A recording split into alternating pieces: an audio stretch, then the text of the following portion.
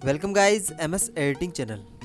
तो गाइज आज का हमारा वीडियो कुछ यूनिक होने वाला है। तो आपको स्क्रीन पर जो फोटो नज़र आ रही है वो पिक्सआर्ट में एडिट करने के बाद में कुछ इस टाइप की आपको नज़र आने वाली है।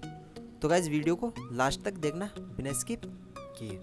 तो गाइज अभी तक आपने हमारे चैनल को सब्सक्राइब नहीं किया तो रेड वाले बटन को दबाकर चैनल को सब्सक्राइब कर लें और साथ साथ बेल आइकन प्रेस कर लें ताकि हमारे लेटेस्ट वीडियो अपडेट आपको मिलते रहे। और आप मुझे इंस्टाग्राम पर फॉलो कर सकते हो जिसका लिंक आपको डिस्क्रिप्शन में मिल जाएगा और यूजर आईडी आपको स्क्रीन पर नज़र आ रही है। चलिए अपना वीडियो स्टार्ट करते हैं। तो सिंपली गाइज आपको इस वाले बैकग्राउंड को अपने पिक्सआर्ट में इंपोर्ट कर लेना है जिसका लिंक आपको डिस्क्रिप्शन में मिल जाएगा, तो वहाँ से आप डाउनलोड कर सकते हो। इसके बाद में आपको इफेक्ट्स वाले ऑप्शन पे जाना है और यहाँ से ब्लर वाले ऑप्शन को सेलेक्ट करना है और ब्लर पे जाके आपको ब्लर की साइज़ यहाँ पे 5